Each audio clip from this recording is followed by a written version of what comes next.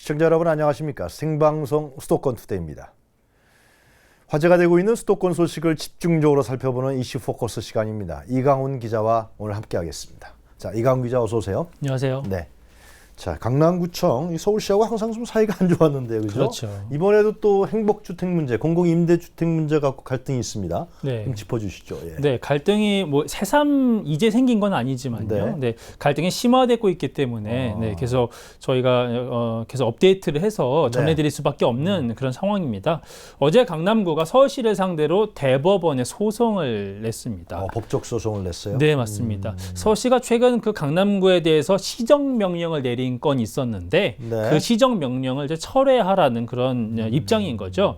그 내용을 잠시 소개를 해드리면요. 네. 앞서 그 서울시가 이 행복주택 건립을 이제 추진을 하니까 네. 강남구가 그 해당 부지에 대해서 개발을 못하도록 하는 내용의 어떤 고시를 내린 바 있습니다. 자체 이제 고시인 거죠. 네. 그랬더니 서울시 입장에서는 고시를 해제하라고 네. 상급기관으로서 일단 시정명령을 내렸었고 강남구는 다시 이 시정명령을 철회시키기 위해서 초강수 대법원에 소송을 제기한 겁니다.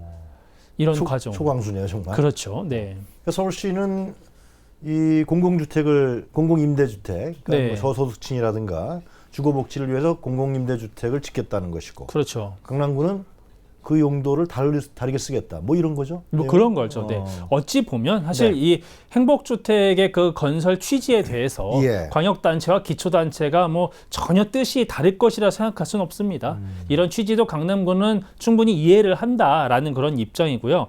다만 그 해당 부지를 어떻게 활용하느냐에 있어서 네. 그 부지에 행복주택을 건설하는 것은 적절하지 않다라는 게 이제 강남구 입장의 표면적 입장의 핵심이죠. 네. 그러니까 강남구 입장에서는 바로 그곳이 그냥 일반의 어떤 그런 주거 용지가 아니고 네. 바로 KTX 수서역에 들어서는 곳인데 아, 그렇다고 한다면 향후 미래를 내다봤을 때 네. 정말 그 서울의 그 동남부의 인구를 다 유동 인구를 다 흡입할 수 있는 공간이다. 서울역, 용산역 못지않게 큰 역사가 될 수 있다. 그렇다면 그 역사 앞에 대규모 광장 정도는 기본적으로 있어야 되는데 네. 그런 용도를 다 미루고 어떤 임대주택을 갑자기 다 짓는다? 그러면 나중에 문제가 생길 수 있지 않느냐. 뭐 이런 입장을 내놓는 거죠. 서울시는 어떤 거예요, 그러면? 서울시에서는 서울시는 그 사실도 알고 있을 거 아닙니까? 뭐 서로 당연히 이 건에 대해서 얘기가 오가다 보니까 네. 그런 상황들에 대해서 다 검토를 할 수는 있죠. 근데 서울시는 아무래도 이제 주거복지 문제가 더 시급하다. 그렇게 보는 그렇죠. 건가요? 네, 뭐든지 우선순위가 있지 않습니까? 아. 그리고 이 행복주택이라는 게 이제 서울시 예. 차원에서 그 추진을 하는 것처럼 보이지만 사실 이것은 이미 정부 차원에서 함께 계획이 된 국가 주도의 계획이지 박근혜 않습니까? 대통령이 대선 공약이기도 하죠. 그렇죠. 네, 예. 이름만 다를 뿐 공공임대주택의 여러 모델들이 있는 건데 네. 그중에 서울시가 이제 행복주택인 거고요. 그러면 서울시 입장에서는 이 어떤 정부의 그 지원을 받아서 잘 추진을 해야 되는데 자치구가 이렇게 발목을 잡고 나오니 참 답답할 노릇이고 이런 상황이 반복되는 거죠. 좀 해결 좀 잘 됐으면 좋겠는데 말이죠. 네, 네. 항상 그러네요. 강남구하고 서울시. 네. 자, 다음 문제로 넘어가 보도록 하겠습니다. 우리 교육 문제인데요. 네. 그죠? 이 영어 조기 교육 문제는 항상 이 어떤 사회의 심각한 위기에 위화감 같은 것도 조성시키고요. 네, 근데 그렇죠. 공교육에서 이것을 좀 문제가 생긴 모양이죠. 일부 사립학교에서 그렇게 한 겁니까? 네, 맞습니다. 아무래도 이제 공교육이라고 하는 거는 공립학교든 사립학교든 모두 공교육인 건 시청자 여러분 다 아실 겁니다. 네. 그런데 이제 공립학교들은 정말 완벽히 짜여진 그 기본 교육 과정을 그대로 따르지만 네. 사립학교들 같은 경우들이 이제 자체적으로 뭔가 좀 여유를 두고 이렇게 어떤 편법 같은 그런 그 방법을 사용해서 영어 교육을 해나가는 경우가 있는데 이번에 좀 대거 적발이 된 겁니다.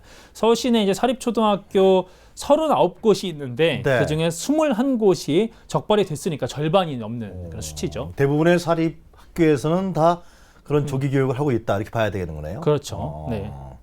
자, 어떻게들 하고 있습니까? 이 편법을 하고 있는 거예요? 네. 그러니까 합법적이지 않은 것이죠. 그렇죠. 네. 일단 쉽게 구분할 수 있는 거는요. 지금 우리가 정규 교육 과정에서 영어 교육이 아예 없는 건 아닙니다. 초등학교에는 3학년 때부터 시작을 할 수가 있고 1, 2학년 때는 일절 영어 교육을 하면 안 되는 상황이죠. 네. 그런데 이들 학교들은 보니까 1, 2학년을 대상으로 영어 교육을 하고 있었는데 물론 이제 그 방법은 다 불법이고 편법일 수밖에 없는 겁니다. 한 가지 예를 들어드리면 우리가 아마 들어보셨을 겁니다. 방과후 수업이라는 개념 아시죠? 네, 정부 교육과정에서 소화하지 못한 교과나 비교과의 이제 일부 교육을 이후에 이제 우리가 할 수 있는 게 방과후 수업인데 네. 바로 이 방과후 수업을 정규 교육과정 수업 시간으로 끌어들이는 거죠. 그래서 원래는 없었던 수업 시간을 만드는 겁니다. 네. 자, 그러면 이것이 그냥 무료로 해주는 것이냐? 그건 아닙니다. 방과후 받아요? 수업은 원래 유료 교육이었으니까 비용이 발생할 수 있는 거죠. 네. 그런데 사립학교들이 이제 그 자체 그 등록금이라는 거를 이제 학부모들한테서 받지 않습니까? 네. 바로 이럴 때 방과후 수업에 대한 목도 이제 통합을 시켜서 한 번에 걷어들이니까 당연히 그 교육에 대한 어떤 그 보수가 이제 함께 관리가 되면서 네. 사실상 정규 수업 안에 방과후 수업이 녹아드는 형식으로 할 수가 있는 거죠. 상당히 좀 지능적이고 전략적인 그런 인상이 있으신 거죠. 그런데 이거보다도 핵심적인 거는요. 네. 이렇게 수업을 그냥 단순히 교육만 하고 끝나는 게 아니고 각종 뭐 대회를 연다던가 뭐 어떤 영어 성적 뭐 인증제를 운영한다던가 이렇게 되면 평가가 되고 성적표라는 게 발생하는 겁니다. 그러면 학부모 입장에서는 긴장을 하고 신경을 쓸 수밖에 없고 그러면 이것을 위해서 학원 사교육으로 또 다시 흘러갈 수 있는 가능성이 높아지기 때문에 방과후 수업 끝난 다음에 저녁 때 우리 어린 학생들이 또 그렇죠. 학원에 가야 되는군요. 네네. 학교에서 이런 그 시험이나 이런 대회가 없으면 신경 안 써도 될 텐데 네. 이런 게 있으니까 더 신경을 쓸 수밖에 없는 어떤 부분이 있는 거죠. 자, 이 불법 왜 불법입니까 이거는? 네. 그거 설명해 주시죠. 앞서 말씀드린 네. 대로 우리가 그 정상적인 기본 교육 과정에서는 공교육 과정에서는 1학년, 2학년한테는 영어 수업을 할 수가 없다. 그리고 그 조항 때문에 그러는 그리고 겁니까? 3학년 같은 경우에 정해진 수업 시수가 있는데 이것을 어겼을 때는 편법이다. 이강훈 기자, 그 네. 방과후 수업은요. 네. 저희가 상식적으로 알고 있기로는 그 뭐 모자라는 과목이라든가 네. 좀 뒤처지는 학생이라든가 네. 아니면 무슨 예능이라든가 예능, 다른 체육이라든가. TV 이런 거가 방과후 수업 아닌가요 혹시? 그건 맞습니다. 네. 지금도 그런 형태로 수업이 이루어지고 있는 건 맞습니다. 네. 그런데 물론 방과후 수업이라는 게 일종의 중고등학교로 치면 보충 수업 같은 거죠. 예. 그런 개념의 어떤 원래 취지가 퇴색되는 부분도 있기는 하지만 네. 말씀하신 것처럼 어떤 비교과 영역 또 이 뭐 취미 영역 뭐 예능 체육 이루어지는 건 맞습니다. 네. 그런데 그 중에 중요한 아주 중요한 과목인 영어라는 부분을 정규 수업으로 이제 끌어들여서 수업 시간을 늘리는 이런 방법을 쓸 수는 있는 거죠. 그렇다면은 이제 사립학교 아니에요? 네네. 이 정부의 인가를 받은 학교고 네. 서울시 교육청 산하에 있는 학교고요. 그렇죠. 네.